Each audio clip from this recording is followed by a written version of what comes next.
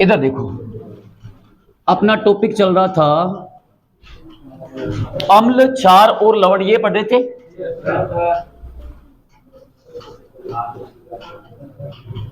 अम्ल, क्षार और अब देखो, अम्लों और क्षारकों के बीच में कुछ एक रिएक्शन होती है ना, तब क्या बनता है? लवण। यानी अम्ल और क्षार की दोनों को मैंने बताया था आपस में एक दूसरे की बिल्कुल नहीं बनती, सिर्फ चालकता को छोड़कर। अम्ल स्वाद में कैसे खट्टे, क्षार कैसे है? अम्ल है वो विद्युत के सुचालक है, क्षार भी विद्युत के सुचालक है, एक गुण मिलता है। अम्ल नीले लिटमस को क्या करते हैं, और क्षार लाल को क्या करते हैं? अम्ल मैथिल ऑरेंज को कैसा करते हैं? लाल। और क्षार कैसा करते हैं? अम्लों का पीएच मान और क्षारकों का, मतलब इन दोनों की आपस में चालकता को छोड़कर कहीं भी नहीं बनती है। और जिनकी कभी भी कुछ नहीं बनती है, उनको अगर मिला दिया जाए तो वो कुछ नया ही बनाते हैं। ये भी खास बात है ना। अब तो नया बनाते हैं वो आइटम क्या है? लवण है। इधर देखो, हेडिंग डालो लवण, फिर पीएच स्केल पढ़ेंगे। इंग्लिश में कहते हैं साल्ट। जैसे नमक है ना, वो एक लवण है, साल्ट है एक। साल्ट बोल दो, लवण बोल दो, एक ही बात है ना। उदासीन नहीं होता लवण, उदासीन भी हो सकते हैं लवण, अम्लीय भी हो सकते हैं लवण, क्षारीय भी हो सकते हैं।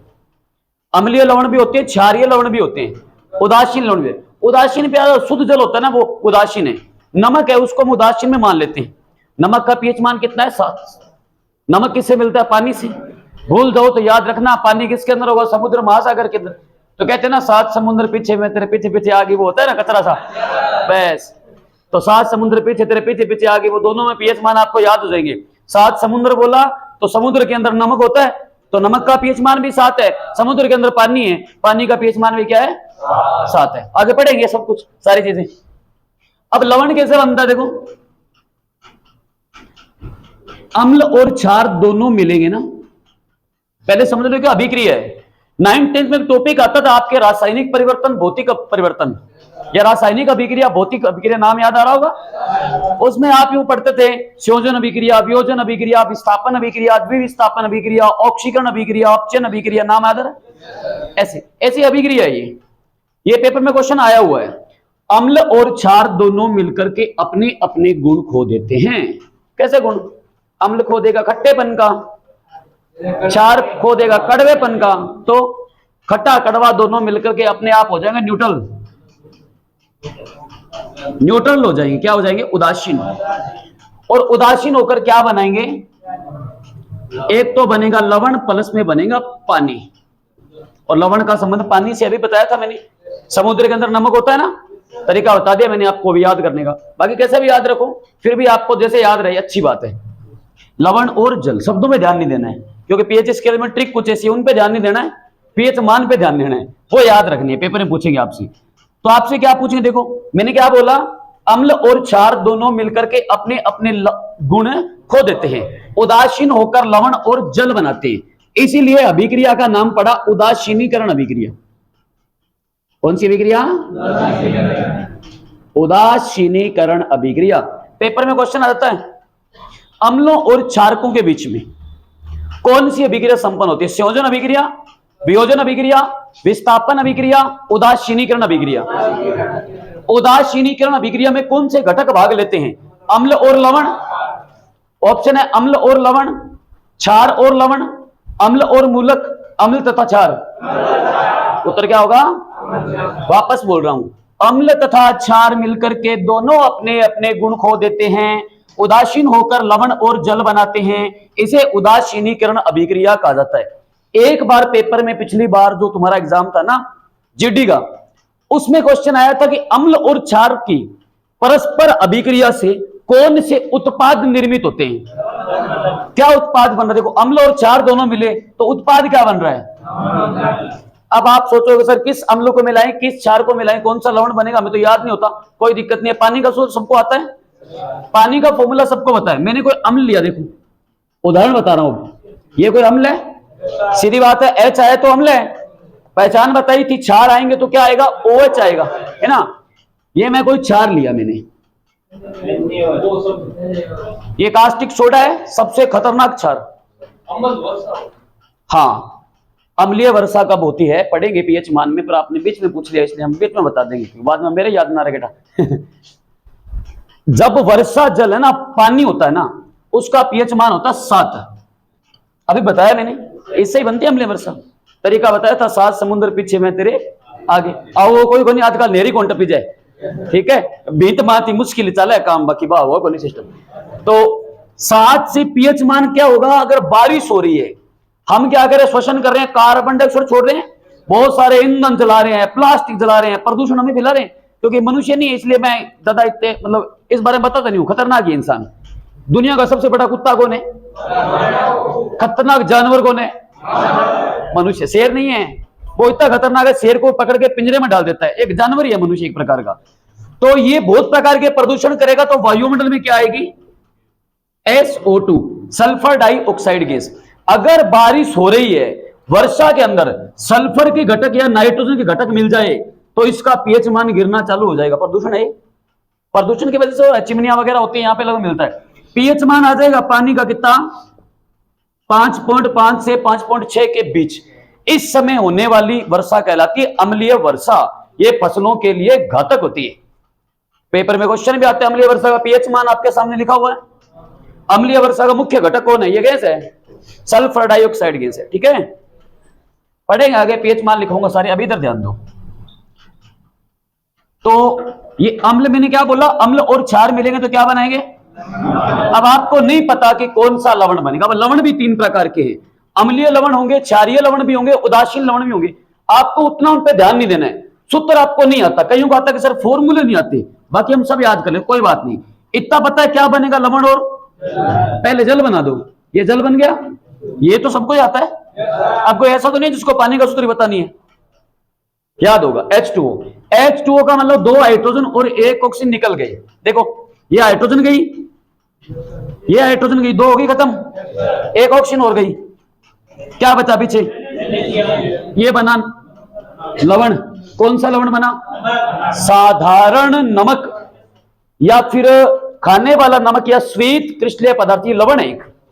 और प्रकृति का प्रथम लवण कभी पूछे नमक ही है, बाकी और लवण आएंगे। जैसे और बनाते हैं लवण, कैसे बनते, देखो ये अम्ल ना लूं या अम्ल में यही ले लूं, क्षार बदल दूं, ये ले मैंने कपड़े धोने वाली साबुन, याद आ रहा है, कास्टिक पोटास, ये लिया तो क्या बना, लवण बनेगा।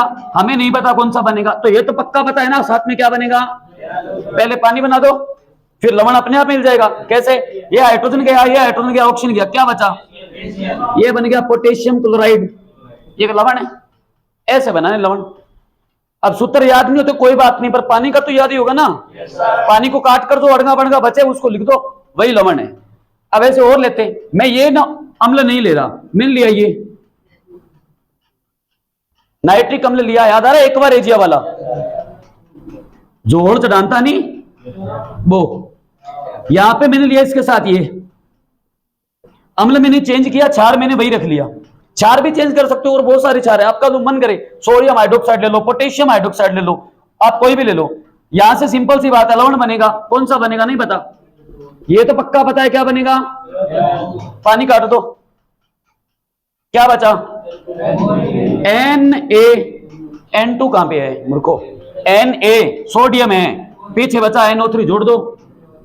अब आप बोलोगे पहले इसको लिखूं तो पहले इसको लिखूं, पहले धातु आएगी, ये धातु है सारी, देखो ये धातु, ये धातु, ये धातु, पहले धातु, बाद में क्या बता NO3। ये मैंने सिखाया था चिल्ली साल्ट पीटर, याद आ रहा है, इसकी खोज सोडियम धातु में पढ़ाया था, इसकी खोज चिली और पैरों ने मिलकर की थी, चिली साल्ट पीटर कहते हैं। तो लवण कैसे बनते हैं, याद नहीं होते कोई बात नहीं, पानी का सूत्र पता है, जो बच गया काट के लिख दो। कैसे लिखना है, पहले धातु, जो बच गया बाद में लिख दो, सारे के सारे लवण बन जाएंगे। अब इसमें कुछ लवण अम्लीय है, कुछ क्षारीय है, कुछ उदासीन भी है, ठीक है, वो अलग अलग पढ़ेंगे अपने। तो लिखो लवण, जो मैंने लिखा है वो अभिक्रिया उतार दो। तो अम्लों और क्षारकों के परस्पर युग्मन अभिक्रिया कौन सी अभिक्रिया होती है, अम्ल और क्षार परस्पर मिलकर के किस विलयन का निर्माण करते हैं, अम्ल और क्षार मिलकर परस्पर क्या बनाते हैं? लवण और जल। ये लवण तो हेडिंग डाल लो, उदाहरण कुछ लिखना चाहो तो एक दो लिख लो, कुछ नया लिखते हैं। मैंने लिखा ही H2SO4। या आपने सिरका लेते, सिरका साथ में अभी आपने काम भी आएगा। एस्टिक अम्ल है ना, इसके साथ मिलाते हैं अपने सोडियम हाइड्रोक्साइड। क्या बनेगा आगे? लवण बनेगा। कौन सा बनेगा नहीं पता, तो पानी तो बनेगा, तो पक्का पता है। पहले पानी बना दो। पानी बनाया तो हाइड्रोजन 2 ऑक्सीजन 2 गई, ये हाइड्रोजन गई, ये हाइड्रोजन गई, ये ऑक्सीजन गई, ये ऑक्सीजन गई। क्या बचा यहां पे? खाली बता धातु Na। पीछे क्या बचा? CH3COO, CH3COO, सोडियम एसीटेट बन गया, लवण है। अब आपको क्या करना है, कौन सा लवण है? आपको सिंपल इतना है, फॉर्मूला आना चाहिए, और फॉर्मूला निकालो। देखो ये हाइड्रोजन गया ना, ये हाइड्रोजन गया, ऑक्सीजन गया, धातु बच गई कौन सी? सोडियम। में लिख दी। पीछे क्या बचा? CH3COO। ये नेगेटिव होता है, वो पॉजिटिव होता है। सोडियम एसीटेट बन गया, ये क्या? लवण है। तो लवण के सूत्र याद करने की जरूरत ही नहीं है, बस पानी बना दो, जो बचे पहले धातु, जो बच गया बाद में लिख दो सारा का सारा। ये सिंपल तरीका है। अब हमारा टॉपिक क्या चल रहा है? देखो हमारा टॉपिक चल रहा है अम्ल, क्षार और लवण। होते क्या है? वे पदार्थ जो स्वाद में खट्टे होते हैं अम्ल कहलाते हैं, जो कड़वे होते हैं क्षार कहलाते हैं। अम्ल और क्षार दोनों मिल गए और कुछ नया बन गया, वो कहलाएगा लवण। अब इनका भी होता है पीएच मान, जैसे आपने पढ़ा होगा ना कि दूध का पीएच मान कितना है, शराब का पीएच मान कितना है, रक्त का पीएच मान कितना है, लार का पीएच मान कितना है, पानी का पीएच मान कितना, टमाटर कितना है, नींबू कितना है, कास्टिक सोडा का कितना है, ऐसे पीएच मान आते हैं। ये पीएच मान क्या होता है तो अपने पढ़ना है पीएच स्केल। पीएच स्केल इसको चार्जिंग पर डाल के हो यार, हिलाना मत, वीडियो अपलोड हो रहा है, बस यही रहने दो, सीधा चार्जिंग पर डालो अंदर। इधर देखो हेडिंग डालो अब पीएच स्केल, बस लास्ट बचा ये टॉपिक खत्म। उसके बाद अभी के लिए आ जाएगी जो आप 10th में पढ़ के आए हो वही सेम। अब इसी के अंदर अपना पार्ट आएगा पीएच स्केल। चार तो करवाई दिए पूरे, पीएच स्केल। अब वो सारे आ जाएंगे इसमें, शुद्ध जल, अशुद्ध जल, वर्षा जल, समुद्री जल, अम्लीय वर्षा, संक्षारित दांत। दांत पीले हो जाते हैं ना, आप ये नागौर कुचामन इस साइड में जाओगे ना, वहां पे पानी के अंदर फ्लोराइड ज्यादा है, वहां आप रहोगे, वहां आप नहाओगे ना, तो आपको जेल लगाने की जरूरत नहीं है, जेजीबी बन जाओगे, बाल खड़े हो जाएगा यहाँ, ठीक है। जेजीबी आप थे ही हो, जेल की जरूरत कौन पड़े। आप नहा भी लोगे ना, बाद में त्वचा जो रगड़ोगे ना, ऐसे वो पानी का सोरा बाहर उतरेगा, ऐसा लगेगा मेल निकल रहा है, वो मेल नहीं है। वहां पर खारे पानी से आप है ना अगर नहाओगे तो आप कपड़े धोने नहाने वाली साबुन से नहा नहीं सकते हो, आपको शैम्पू से नहाना पड़ेगा, है ना। कोई है क्या ऐसा भुगत भोगी, है ना, शैम्पू से नहाना पड़ता है वहां पे। ये मेरी बात सही है क्या? सही होगा बाबू, हम 18 महीने पढ़ा के हम झूठ थोड़ी बोल रहे हैं। हाँ, वहां पे शैम्पू से नहाना पड़ेगा, क्योंकि पानी भी दो प्रकार का होता है, एक तनु होता है, एक शांत होता है। साबुन और हाँ मृदु जल, कठोर जल, कुएं को पानी हुआ नहीं, कुएं पर कभी मोटर पर थे नहा लियो, खेत में नहाने के बाद पानी तो मस्त दिखेगा आपको, एकदम शानदार पारदर्शी। नहाने के बाद यूं रगड़ोगे ना तो त्वचा से ऐसा कुछ निकलेगा, सोरा निकलेगा, आपको लगेगा मेल उतर रहा है, ऐसा कुछ नहीं होता। क्योंकि साबुन है ना, पानी दो प्रकार, कठोर है एक मृदु है। नहाने वाली साबुन और कपड़े धोने वाली साबुन है ना, वो सिर्फ और सिर्फ मृदु जल के साथ झाग देती है। मृदु जल को मतलब है नेरड़ पानी, सामान्य अपने एरिया में। वो वाला पानी जो है वो होता है कठोर जल, जिसके अंदर कैल्शियम, सोडियम और हाइड्रोजन की अशुद्धियां पाई जाती है, इसलिए वो पानी है ना साबुन के साथ घुलता नहीं है। तो वो किसके साथ घुलेगा? डिटर्जेंट के साथ। अपमार्जक कौन है? शैम्पू। शैम्पू से नहाना पड़ेगा, बालों में तो लगाने पड़ेगा, पूरी बॉडी पे शैम्पू, तो पानी उतर जाएगा। वरना कैंपर मंगवाओ 20 रुपए का, एक पीने का, 2 कैंपर नहाने के लिए मंगवा लो अलग से, आता है ना। हाँ, तो वो चीज है। अब वो सारी चीज क्या होती है, यहां से आती है। वो देखो कैसे होता है ये, इधर देखो पीएच स्केल। पहली बात, पूरा नाम इसको आप कह सकते हो पावर ऑफ हाइड्रोजन, या फिर पोटेंशियल ऑफ हाइड्रोजन भी क्या। पोटेंशियल आता है ना विभव, विद्युत धारा के अंदर, पोटेंशियल बोलो पावर बोलो एक ही बात है। पेपर में कई बार पूछ लेते हैं पीएच स्केल का पूरा नाम क्या है, तो power of hydrogen, power of hydrogen. Hindi में बोलोगे तो आप कहोगे इसे हाइड्रोजन। हाँ सांद्रता बोल दो एक ही बात है, ऊर्जा बोल दो, शक्ति बोल दो, विभव बोल दो, सब पावर को डिनोट करते हैं। कहते हो ना ट्रैक्टर कितना हॉर्स पावर को है, कहते हो ना बैटरी कितना हॉर्स पावर की है, ऐसा कहते हो ना, वो हो गया पावर ही तो है, ऊर्जा है, शक्ति है उसकी, एक ही बात है। हिंदी में बोलोगे हाइड्रोजन आयन की सांद्रता, या आप बोल दो ऊर्जा, या बोल दो शक्ति। हाइड्रोजन आयन की शक्ति, सांद्रता, ऊर्जा बोल दो। हाइड्रोजन आयन क्यों नाम लिया, अम्लों के अंदर हाइड्रोजन होता है, ऐसे अम्ल जो लिखे थे मैंने याद करो, HCl, HNO3, CH3, C सब में HCH आ रहा है, तो जितना ज्यादा हाइड्रोजन होगा अम्ल उतना शक्तिशाली होगा, हाइड्रोजन नहीं है तो वो क्षार बन जाएगा। इसलिए बोलते हैं हाइड्रोजन आयन की ऊर्जा, शक्ति या सांद्रता क्या कहलाती है, पीएच स्केल कहलाती है। रही बात ये पीएच स्केल का निर्माण किसने किया था, इसका निर्माण किया था, कई जगह पे सोरेंस लिखा हुआ है, कई जगह पे ऐसे भी लिखा हो तो सोरेंसन, कोई बड़ी बात नहीं है, या सोरेंस बोलो सोरेंसन एक ही नाम है। जैसे केमिस्ट्री में नाम है ना थोड़े थोड़े मतलब आगे पीछे, जैसे थॉमसन है ना, थॉमसन, उसी को थॉमसन, उसी को थॉमसन, ऐसे सोरेंस बोलो या सोरेंसन बोलो। निर्माण कब किया था, 1909 के अंदर पीएच स्केल का निर्माण किया गया था। पीएच स्केल का निर्माण किया गया था 1909 में, किसने बनाया, सोरेंस। कहां का वैज्ञानिक था, ये वैज्ञानिक था जर्मन। कहां का था, एक बार पेपर में क्वेश्चन आया हुआ एलडीसी में, पिछले एग्जाम में, क्या थोड़ा सा क्वेश्चन तो नॉर्मल था पर लोगों को समझ नहीं आया, क्वेश्चन बहुत छोटा था, क्वेश्चन इतना था पीएच स्केल में पी किस बात का सूचक है, बस। तो पावर कहते हैं ना, अपने कहते हैं कितनी पावर है, कितनी ऊर्जा है, कितनी शक्ति है, जर्मन के अंदर वर्ड अलग है, पावर नहीं कहते। अपने जिसको पावर बोलते तो इंग्लिश में, जैसे तुम्हारी इंग्लिश आती है, तुम लोग मोबाइल के अंदर लैंग्वेज चेंज करते हो ना, लिखा होता है यूके है ना, इंग्लिश में भी बहुत सारे ब्रांड आते हैं अलग अलग प्रकार के, कौन से वाली सिलेक्ट करनी है। जर्मन में पावर को पावर नहीं कहते, पुशांस कहते हैं। तो हम आपा कहते हैं ना बागड़ी में कितो जोर है तेरम, तो पूरी दुनिया में जोर ही कह के नहीं कहते, हमारी क्षेत्रीय भाषा है जोर कहते हैं, जोर का मतलब पावर भी है शक्ति भी है। ऐसे जर्मन में हम जैसे कहते हैं ना कितना जोर है तेरे में, वहां उसको पुशांस कहते हैं। तो पीएच स्केल में पी किस बात का सूचक है, पी किसका सूचक है, उत्तर होगा पुशांस।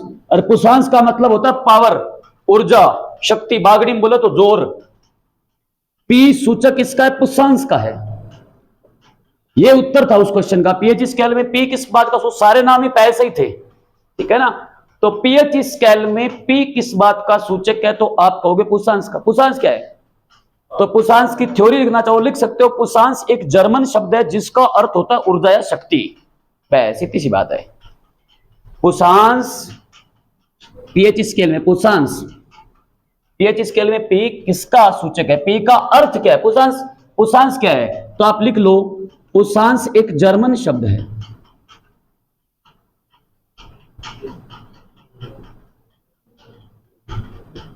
बोला नहीं है, पुशांस एक जर्मन शब्द है जिसका अर्थ है शक्ति, ऊर्जा, पावर, एक ही बात है, जिसका अर्थ है ऊर्जा या शक्ति। ठीक है, लगा दिया क्या उसको चार्जिंग पे। पुशांस एक जर्मन शब्द है जिसका अर्थ है ऊर्जा, ऊर्जा लिख लो, शक्ति लिख लो, पावर लिख लो, एक ही बात है। ये तो थी पीएच स्केल की थ्योरी, इतिहास है। पीएच स्केल का पूरा नाम क्या है, पावर ऑफ हाइड्रोजन। हिंदी में बोलो तो हाइड्रोजन आयन की ऊर्जा है शक्ति। पेपर में आ जाता है पीएच स्केल का अर्थ क्या है, नीचे लिखा होगा हाइड्रोजन आयन की ऊर्जा, सही है। हाइड्रोजन आयन की शक्ति, ये भी सही है। हाइड्रोजन आयन की सांद्रता, ये भी सही है। पीएच स्केल का निर्माण किसने किया था? सोरेंस, या कई जगह पे लिखा हुआ सोरेंसन। ठीक है, तो घबराने वाली बात नहीं, एक ही बंदा है। कब किया था? कहां पे? जर्मन। पीएच स्केल में पी किस बात का सूचक है? भूषांश का अर्थ क्या है? अब देखो, आपने पढ़ा होगा पीएच स्केल में पीएच मान पढ़े होंगे, मोटे मोटे पहले पढ़ते हैं। 2-3 बार बोल चुका हूं, अगर पीएच स्केल में पीएच मान आए 0 से तो डाला गया विलयन होगा ना, वो अम्लीय होगा। अगर पीएच मान आया 7 से 14 के बीच तो कितना होगा? वो क्षारीय पदार्थ होगा। अगर ना आया 14, ना आया 0, मिड पॉइंट आ गया, मिड पॉइंट, लवण नहीं लिखते, सीधा उदासीन लिखेंगे। 0 से 14 का मिड पॉइंट क्या होगा? 7। पीएच मान नेट 7 आ गया तो होगा उदासीन। ठीक है, पेपर पूछ लेते हैं, वैसे तो पुराने हो गए क्वेश्चन, ये पर हो सकता है आ जाए कि अम्लों का पीएच मान कितना होता है? 0 से, क्षारकों का पीएच मान 7 से 14 के बीच, और उदासीन विलयन का या उदासीन लवण का पीएच मान कितना होता है? अब पीएच स्केल जो होता है उसको आयताकार बॉक्स से दर्शा देते हैं अपने, जैसे ये अपना आयत बना हुआ ना, ये बोर्ड है, ये आयत एक प्रकार से ऐसे एक सिंबल से दर्शा देते हैं। कैसा बनता है पीएच स्केल? देखो, इतना नोट हो गया। चलो इसको रफ कर दो, याद आन दो। अब एक बार फिर लिखोगे पीएच स्केल, एक बार फिर हेडिंग डालोगे पीएच स्केल। मैं डायग्राम बना देता हूं पीएच स्केल में, और फिर अपने पीएच मान पढ़ेंगे। याद करवाने की कोशिश करूंगा कि पीएच मान किस तरीके से याद करने। बाकी आपको कोई अलग अच्छी ट्रिक आपके माइंड में आ रही हो तो आप वो भी यूज कर सकते हो, बस याद रखना है अपने को आंसर से मतलब है, बस बात खत्म। इधर देखो, पीएच स्केल को यूं दर्शाते हैं, ये मैंने कोई आयताकार बॉक्स बना लिया, जैसे थर्मामीटर होता है ना, तापमान का मापन करने में क्या काम है? थर्मामीटर। आपको बुखार होगा, डॉक्टर देख के यूं हाथ को ऐसे पकड़ेगा, टेम्परेचर पड़ेगा, बोलेगा बुखार है, तो यूं तो नहीं कह सकते तेरे को 110 डिग्री फ़ारेनहाइट बुखार है, तेरे को 105 डिग्री सेंटीग्रेड बुखार नहीं बता सकते। कैसे? वो बोलेगा मुंह खोल, आपकी बॉडी का टेम्परेचर है, हीट कहां से आएगी? नाक से आएगी, मुंह खोलोगे सांस बाहर आएगा, वो बोलेगा जी उठा। एक स्केल सा होता है उसके पास, ऐसे मुंह में रख देता है, बोलते बंद कर, मुंह में डाल देगा, फिर बोल बंद कर, फिर बाहर निकालेगा, झटकाता है। ठीक है, उसके अंदर पारा भरा होता है, झटका देता है, क्योंकि हुआ है लाड़ू भर जाए, तो वो फिर वो साफ तो करने पड़े नहीं, क्योंकि और के मुंह में देना पड़ती बाद में बिन, तो बाहर निकाले, फिर चेक करता है।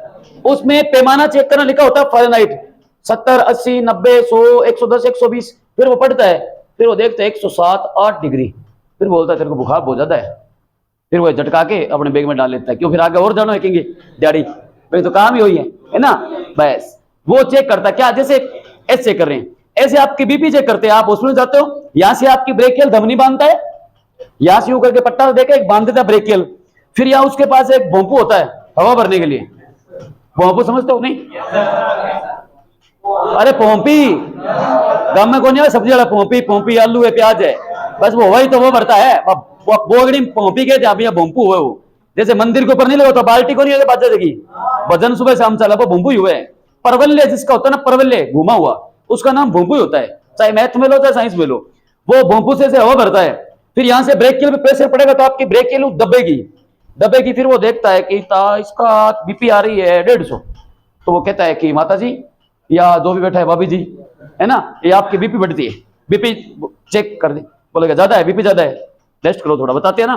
वो क्या कर रहा है? वही तापमान इस स्केल के अंदर है। ऐसे आप इस स्केल जो है ना, डेटो को वैसा ही होगा, इसमें आप कोई विलयन डालोगे, इसके अंदर पाठ्यांक लिखे होंगे, यहां से पाठ्यांक शुरू होंगे 0, फिर चलते चलते लास्ट में कितने आएंगे? तो सबसे पहला क्वेश्चन, पीएच स्केल में पाठ्यांक कितने होते हैं? 14 नहीं, 0 से 14। मिड पॉइंट को डिवाइड कर देता हूं मैं, कितना? 7। जैसे यहां आया 0, 1, 2, 3, 4, 5, 6, फिर 7, 8, 9, 10, 11, 12, 13 और 14 आ गए। हीटिंग प्रोसेस, आप जो सांस लोगे, मुख बंद करो, हथेली नाक के आगे करो, बता रहा हूं, नाक के आगे करो, सांस छोड़ो, गर्म वायु आ रही है ना, ये कार्बन डाइऑक्साइड है। जब आपका मुख खुला होगा ना, तो श्वसन क्रियाविधि यहां से होगी। तो टेम्परेचर बॉडी का हीट है ना, वो मुख से मापा जाता है, तापमान यहां से मापा जाता है। शरीर के किस अंग का तापमान सबसे कम होता है, तो वो होता है टेस्टिस वृषण का, जहां पे शुक्राणु बनते हैं, है ना, ज्यादा मापा जाता है ना, वो हमारे इस एरिया का होता है, खोपड़ी का। इसलिए टेम्परेचर यहां निकलता है, आपकी बॉडी है वो कितना टेम्परेचर मेंटेन कर रही है, कितना हाइट हो रहा है, इसलिए ना सेम कैसे रखेंगे। ऊपर लाल ग्रंथि है, जब बंद होगी तो तलवे से एपिग्लोटिस से आएगी ध्वनि। नाक बंद होगा ना, आप नाक बंद करके खाना खा सकते हो क्या? नहीं खा सकते। कभी कोशिश करना, खा सकते हो? हाँ खोला का नहीं, हाँ सही बात, कोशिश कर लेना, खा सकते हो। रविया वो सामने रोटी खावे नहीं तो नाका मैंने ना शंगमान दूध दे दी, ठीक है, या पकड़ लिया को, अरे की खाब नहीं खा सकते। हर बात पे बहस मत किया, मैं कह रहा हूँ वो फाइनल है, नहीं है। अब ठीक है तो कुछ ठेके तो कहीं मास्टर में हूं मैं, कह जो तो है, बस बात खत्म। डाउट है तो चेक करना, नाक बंद करना पूरा अपना, फिर खाना खाना। जो आप जब नाक बंद करोगे, आपका कारण क्या है? टेम्परेचर नाक से बाहर, गर्म वायु बाहर आ रही है, CO2 कार्बन डाइऑक्साइड। आपका नाक और मुख है ना, गले में एक ही जगह मिलता है, पाचन में अच्छे से पढ़ाया था। नाक है ना, ये जाएगा ना तलवे में, मुख है एक ही जगह मिल जाएगा आपके। आप मुख खोल के देखना, ऊपर एक छिद्र है। उदाहरण मैंने याद भी करवाया था, याद आ रहा हो किसी को? भयंकर कई बार उल्टी वगैरह आती है ना आपको, खतरनाक। आपस में बैठे हो जेंटलमैन बन के, उल्टी करने का प्रयास नहीं करोगे, मुख बंद कर रहे हो, अपचित खाद्य पदार्थ रोकने से नहीं रुकेगा। अंदर से आवाज आ रही है, हम आ रहे हैं, क्या हो जाओ, आप बोलोगे, पड़ोस में देख रहे बस में बैठे उल्टी आसी को, कितना जोर लगा ले, रुके को नहीं बात तो आवेगी। फिर मुख बंद किया, एक जोर लाग सी आधो नाक आधो मुंह माल बाहर आ जाएगो, वो तलवा है। तो नाक बंद करोगे तो हीट वाली बात से कहां से आएगी? मुख के अंदर चेक करना, यहाँ एक झिल्ली दिखेगी जीभ के ऊपर आपको, वहां से वो वायु वाला मार्ग, ध्वनि तो वहीं से ही आएगी। नाक से ध्वनि आते हैं गूंज, तो वो वहीं से आएगी। टेम्परेचर नाक तो बंद कर दिया, बाहर कहां से आएगा? मुख से आएगा। इसलिए वो बोलता है जीभ उठा, बंद कर दिया। यहां से बंद कर दिया ना मुख, अब वो तापमान अंदर ही अंदर उस पैमाने के ऊपर पड़ रहा है, किस पे? थर्मामीटर पे। उसमें पड़ा पड़ा पारा पिघलेगा, पिघला और वो चढ़ना चालू करेगा, फिर पता चलता है बुखार कैसे, इसलिए रखा जाता है। इधर देखो, ये मैं डिनोट कर दूं, इसको क्या बोलेंगे? अम्लों का, कहां से कहां तक? ऐसे डाल देते हैं। अच्छा, चार कहां पे होगा? 7 से,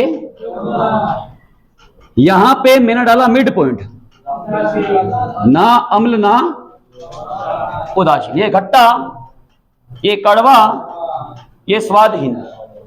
अब मैं इसको थोड़ा सा यूं डिवाइड करता हूं, ऐसे बांट देता हूं, ताकि मैं एक दो ऊपर नीचे लिख सकूं। क्या चीजें मैं यहां पे लिख रहा हूं, देखो H+।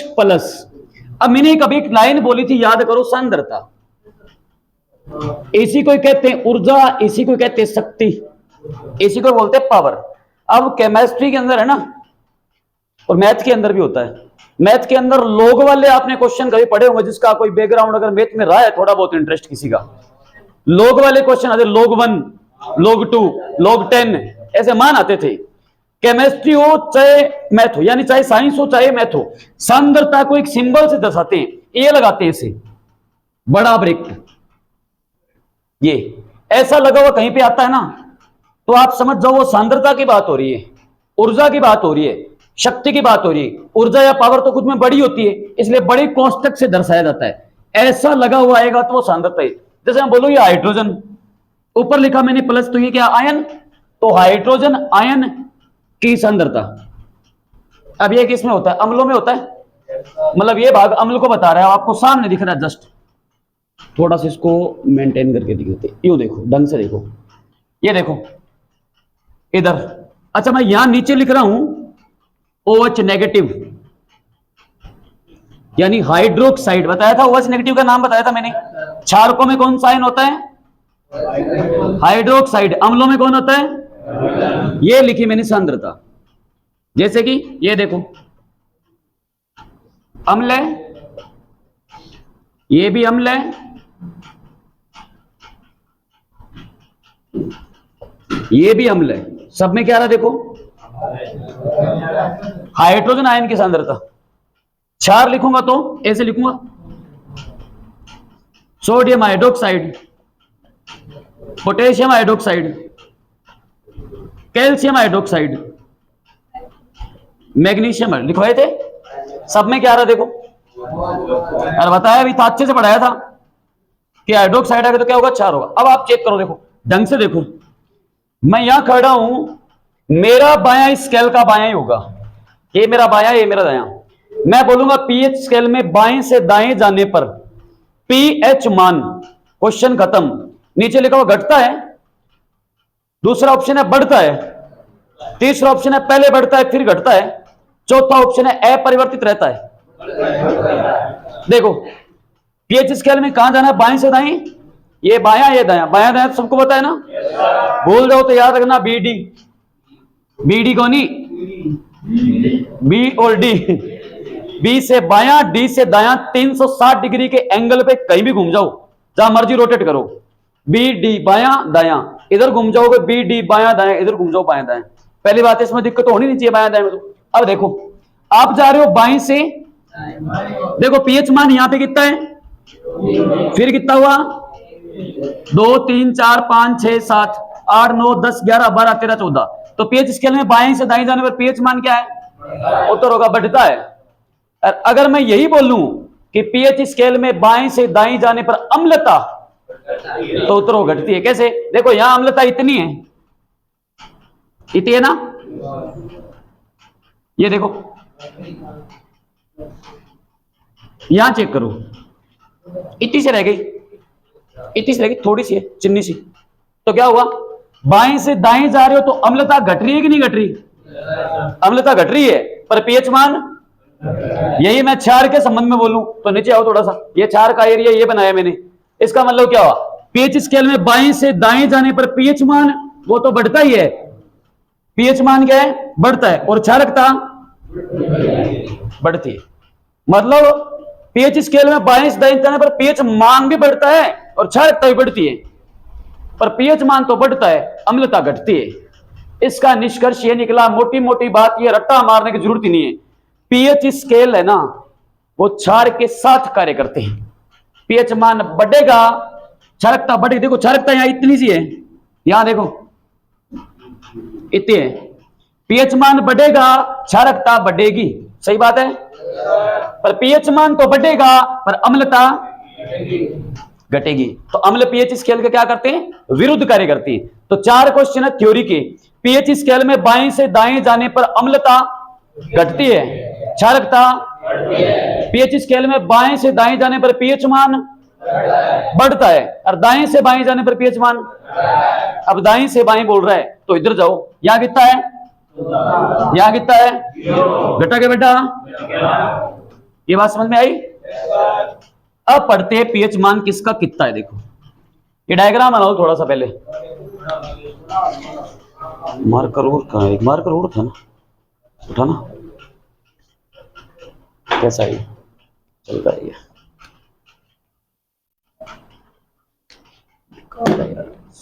सॉरी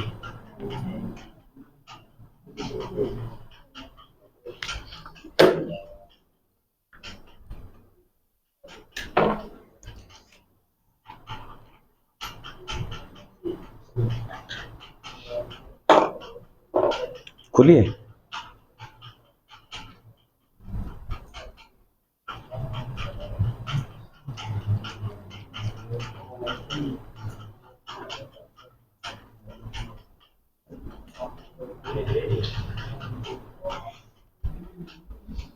ये लगा तो नहीं लग रहा,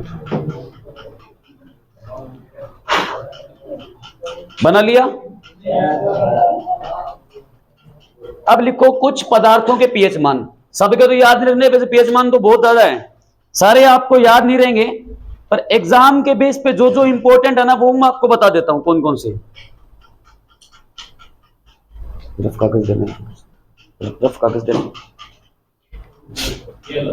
मेन है, आपको 10-12 याद रखनी, ठीक है, सारे आपको याद नहीं रखनी, 10-12 पीएच मान है मेन जो एग्जाम में पूछे जाते हैं, वो बता देता हूं। वैसे पीएच मान तो बहुत है, कम से कम आप पढ़ोगे तो लगभग 250 पदार्थों के पीएच मान है, ठीक है, ए नहीं, हाँ होते हैं 250 मैंने कम बताए हैं, मतलब पीएच मान 0 से चलेगा ना, तो 0 0.1, फिर 0.2, फिर 3, 4, 5, 6, 7, 8, फिर 1, फिर 1.1, फिर 1.2। अब इसमें 1.1 के बीच में 1.11, 1.1 के दो ऐसे होते हैं, बहुत होते हैं, पर आपको 10-12 पढ़ने मेन जो एग्जाम के बेस पे पूछ जाते हैं वो बता देता हूं। तो लिखो कुछ पदार्थों के पीएच मान, या घटकों के पीएच मान लिख लो। घटकों के पीएच मान, किस किस के पीएच मान कितना, देखो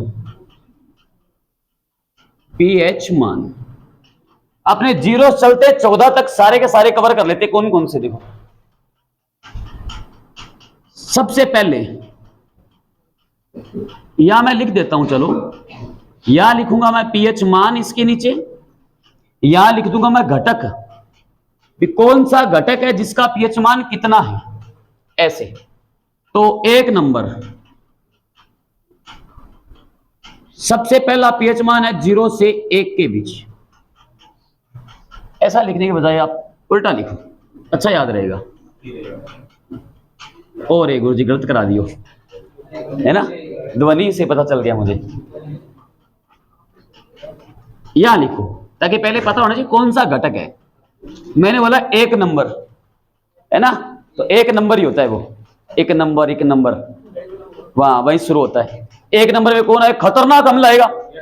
बैटरी ना कहते आप, बैटरी का अम्ल बताया था मैंने आपको, याद करो, सल्फ्यूरिक अम्ल, याद आ रहा है, सल्फ्यूरिक अम्ल H2SO4, सूत्र तो मैंने बता ही दिया था आपको, ये पढ़ा चुका हूं, इसलिए मैं सूत्र नहीं लिखूंगा अभी, क्योंकि मैंने आपको अम्लों में पढ़ा दिया। ये अभी मैं नाम लिख रहा हूं खाली।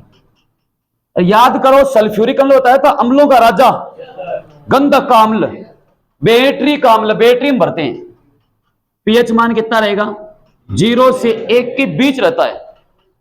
जितना पीएच मान कम होगा ना, अम्लता उतनी ज्यादा होगी ना।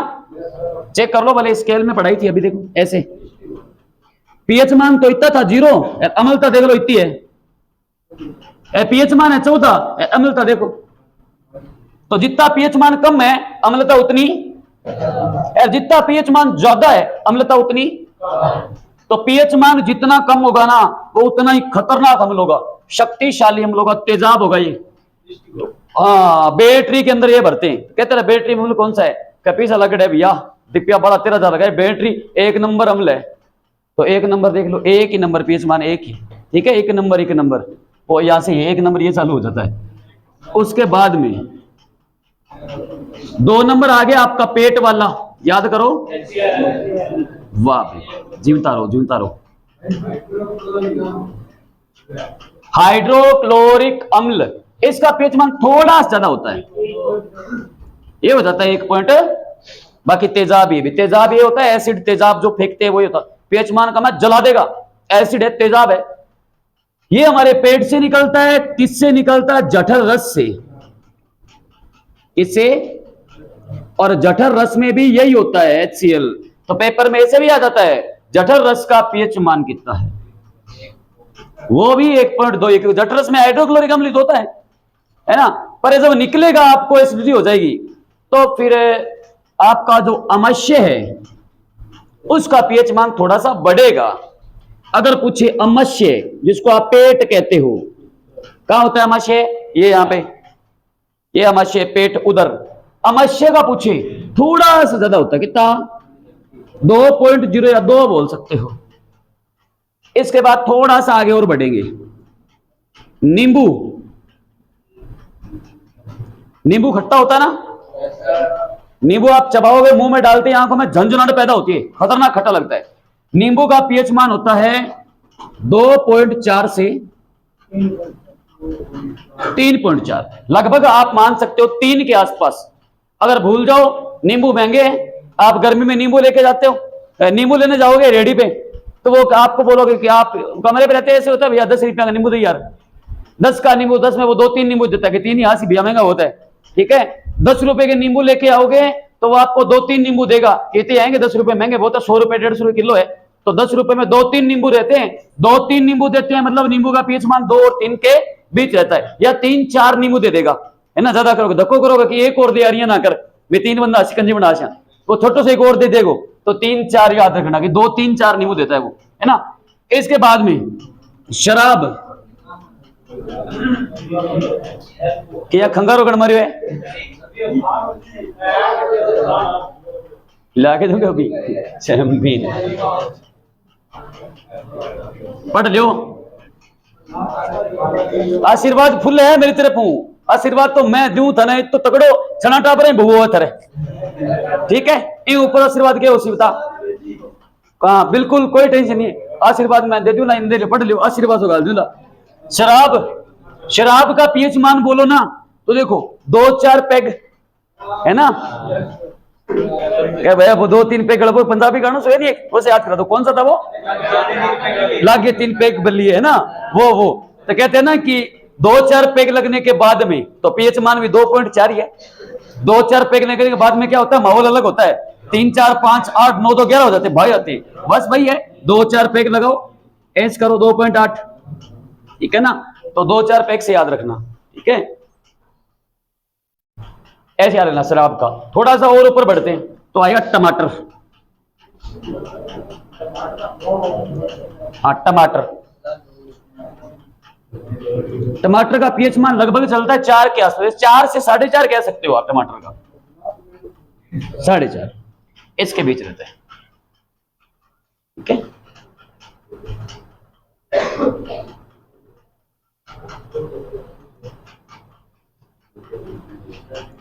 इसके बाद थोड़ा सा ऊपर और बढ़ेगी तो पीएच मान आएगा अम्लीय वर्षा का।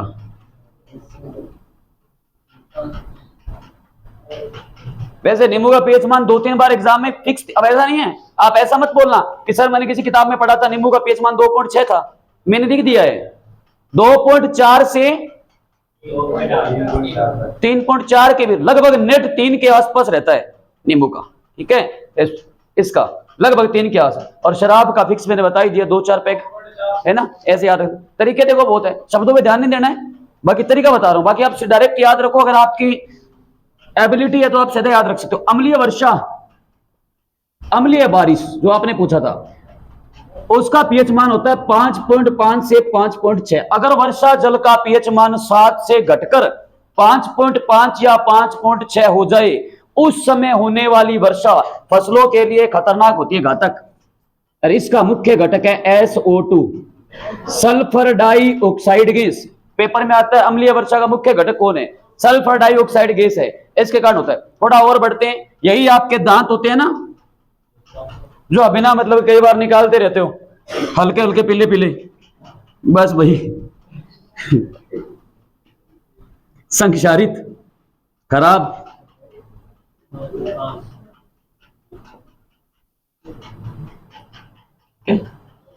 ये होते हैं कि मुझे देख के हंस रहा है उसमें फर्क होता है हाँ उसमें फर्क होता है, देख के हंसने का कई बार ये होता है वो देख देख के हंस रहा है कि वो जुगाड़ ठीक है नहीं आप कहते हो ना देख के हंस रहा, देख के हंसने का वो आपको देख हंस रहा है कि वो क्या आइटम है, ठीक है।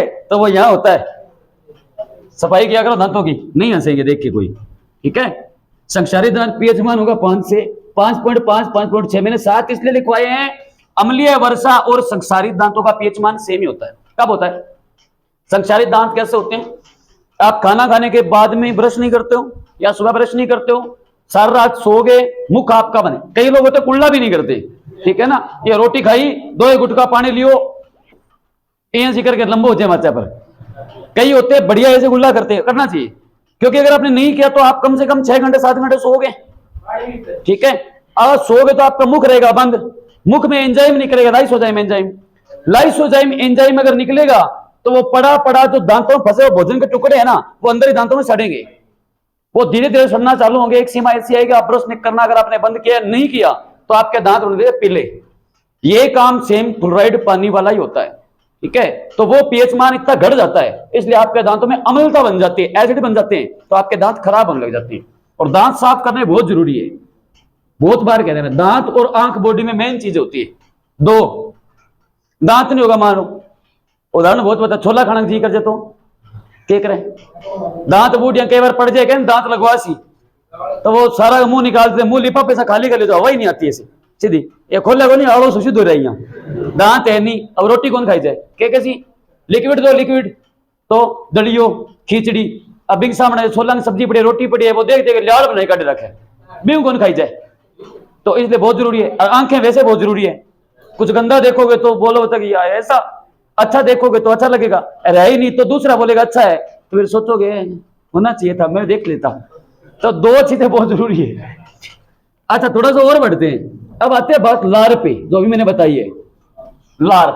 ठीक है, लार होता है वो एक रस होता है, रस नहीं होता क्या, होता है प्राणी में लार, इसलिए इसको लाला रस कहते हैं। लार एक रस ही होता है प्राणियों, रस नहीं होता। लार का सेवन नहीं करते, फिर लाला रस। अब लार की बात करें, इसका पीएच मान है ना वो होगा 6.5 7.5 के बीच। अब आपको सर ये क्या बात हुई, लार तो अम्लीय भी है, लार तो क्षारीय है, बिल्कुल। खाना खाने से पहले हमारी लार अम्लीय होती है, खाना खाने के बाद क्षारीय होती है, क्योंकि पित्तरस मिल जाता है। तो पेपर में है ना, खाना खाने से पहले मुख का पीएच मान तो अम्लीय, खाना खाने के बाद मुख का पीएच मान तो ये देखो क्षारीय। तो लार अम्लीय और क्षारीय दोनों के बीच रहती है, इसी के बीच दूध आ जाता है। चलो यहां तक देखो, इसको रफ कर दूं, सबने नोट कर लिया ना, यहां तक रफ कर देता हूं, बाकी आप लिखते रहना। यहां ध्यान दो, ये आप ऊपर लिख देना 10 11 नंबर ऐसे, ठीक है, जगह की थोड़ी क्या है शॉर्टेज है, इसलिए मैं यहां लिख रहा हूं। इसके बाद आ गया दूध। अच्छा दही का भी पीएच मान 3 के आसपास होता, ठीक है, दही का भी याद रखना। दूध का पीएच मान होता है लगभग 6.8 या 6.9। दूध हल्का सा अम्लीय होता है। अब आप कहोगे अम्लीय नहीं होता, बिल्कुल होता, दूध में अम्ल होता है ना, लैक्टिक अम्ल है, दुर्बल अम्ल है। दूध के संपर्क में थोड़ा सा भी अगर टमाटर का संपर्क में आ गया है ना, थोड़ा सा फट जाएगा वो। आप फ्रिज के अंदर दूध वगैरह रखते हो, उसको ढक के मत छोड़ना, नींबू ककड़ी भी छोड़ देना आप, ककड़ी फट जाएगा, इसका मतलब दूध अम्लीय है। तो अम्ल कौन सा दूध में, लैक्टिक अम्ल है ना, तो दूध में है ना अम्ल है, वो आप बोलोगे लैक्टिक अम्ल, तो वो अम्ल लिख लेना कोष्टक में, दूध में कौन सा अम्ल है।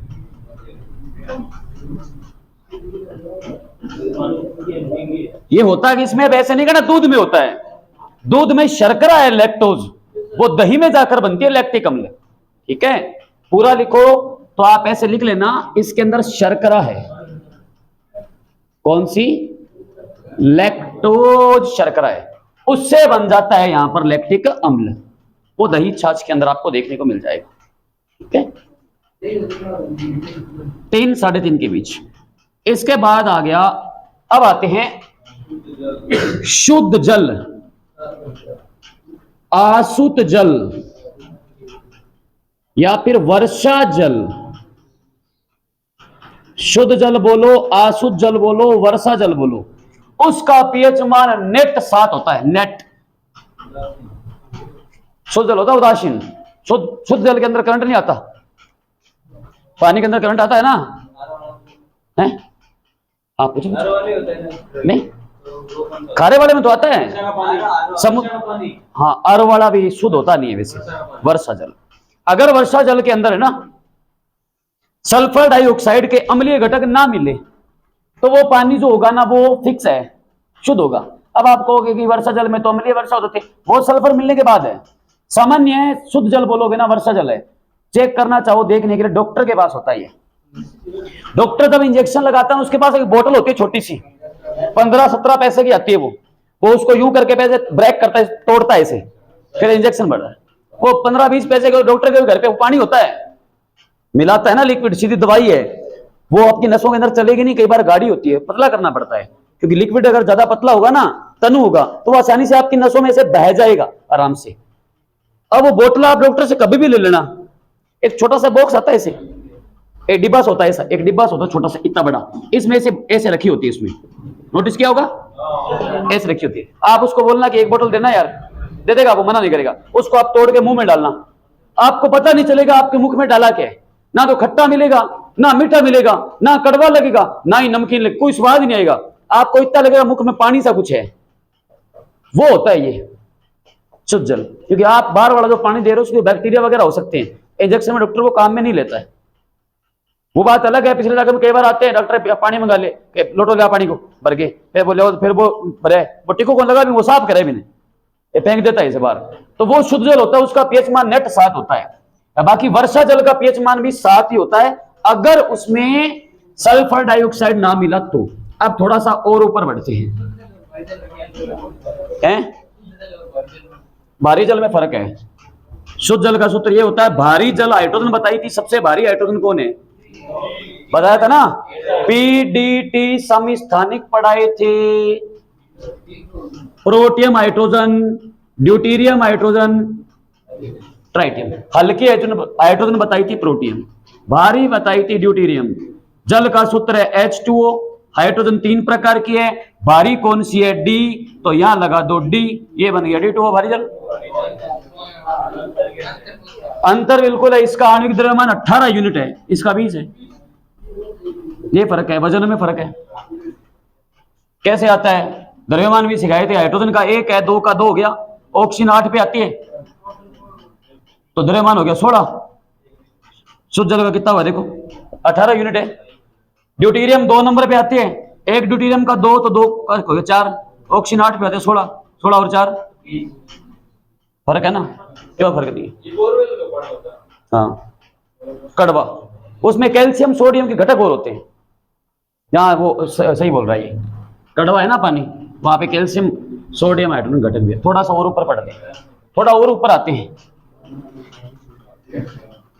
आंसू नैना रे तू ही कांड करवाए, है ना, होता है ना। तरीका बता रहा हूं याद करने प्राणियों, जो आंसू का होता है वही खून का होता है। कितना, रक्त का पीएच मान कितना है 7. यही आंसू का है। जब कोई आदमी मान लो रोएगा, है ना, या किसी आदमी को खून आ रहा है, चोट लगी उसके ब्लड आ रहा है, कोई रोने लग गया तो आंसू आएंगे, तो जो ब्लड का है वही आंसू का है, ऐसे याद रख लेना। 7.4 तरीके बहुत, आप कुछ भी अपनी तरफ से ट्रिक बना सकते हो, पर आपको याद रहना चाहिए, बस वैल्यू याद रहनी चाहिए। अब इसमें बार बार ट्रिक इसलिए बता रहा हूं क्योंकि ये मान है, आगे पीछे हो जाते हैं, है ना, कोई 2.4 है, कोई 7 भूल जाते हैं, इसलिए कोशिश कर रहा हूं आपको याद करवाने की। 7.4 इसका है, 7.8 इसका ही, सेम टू सेम है, ठीक है ना। अब आप भूल जाओ तो वैसे याद रखना, जल का पीएच मान कितना है 7, बताया था 7 समुद्र पीछे, है ना, तेरे पीछे पीछे आ गई, नहीं आई तो वो रोएगा, रोएगा तो आंसू आएगा, पीएच मान थोड़ा सा बढ़ जाएगा 7 से, है ना, नहीं आई तो रोएगा, कई देर लच करेगा, बाद में भिसो भिसो तो 7 से 7.4 हो जाएगा, तो फिर ऐसे मारा थोड़ा सा बढ़ गया। और ये सेम टू सेम नमक का भी है, यहां ऊपर लिख लेना, यहां एक और लेना, नमक का भी यही रहता है। अब थोड़ा सा और चलते हैं आगे। अब इसके बाद बात करते हैं अपने, हाँ, milk of magnesia, milk of magnesia, ये क्या होता है, पेट में जब एसिडिटी हो जाएगी तो बाहर से क्या लेंगे, पेट दर्द की गोलियां, इनो वगैरह लेंगे, एसिडिटी होगी तो वो यही होता है। इसका पीएच मान होता है 10। थोड़ा सा और ऊपर बढ़ोगे, थोड़ा और बढ़ जाता है तो आ जाएगा नहाने की साबुन, कौन से वाली होती है,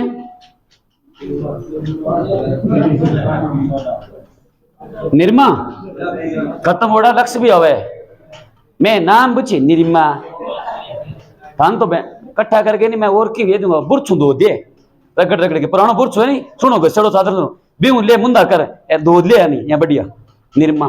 70 पूछ रहा हूं, पेपर में निरमा नाम आई गई। अच्छा बताया, कास्टिक पोटास केवच होती है निरमा, गंडक से। इसके बाद कास्टिक बताया था, सोडियम आएगा तो सोडा बोलोगे, पोटेशियम आएगा तो पोटास बोलोगे, अब कह लो कास्टिक सोडा, और उसका पीएच मान अगर बोलो वो है नेट 14, कौन से वाला, NaOH। 2 पीएच मान बताए मैंने आपको, सबसे शक्तिशाली अम्ल कौन सा है, पीएच मान कितना था, और सबसे शक्तिशाली क्षार कौन सा है, सोडियम हाइड्रो, कितना है, तो एक तगड़ा अम्ल भी है और तगड़ा खतरनाक क्षार पूछे तो ये नहाने की साबुन नहीं, कपड़े धोने की साबुन, और खतरनाक अम्ल पूछे तो तेजाब, ये पीएच मान है इन दोनों के। हाँ